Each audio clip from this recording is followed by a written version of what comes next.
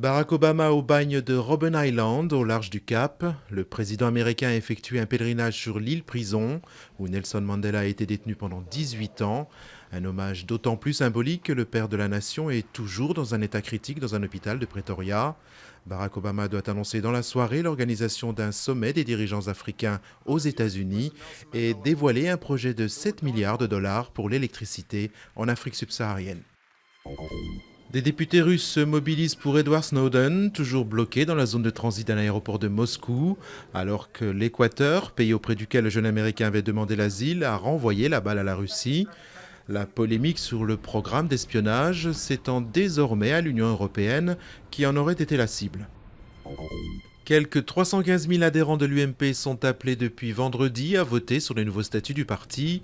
Des nouveaux statuts qui instaurent pour la première fois dans l'histoire de la droite une primaire en vue de la présidentielle. La consultation interne devrait confirmer Jean-François Copé à la présidence.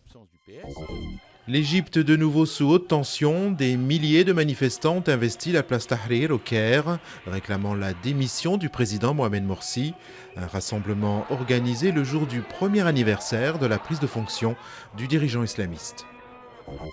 Ça n'était pas arrivé depuis 5 mois. Les tarifs réglementés du gaz vont de nouveau augmenter pour les ménages au 1er juillet, plus 0,5%.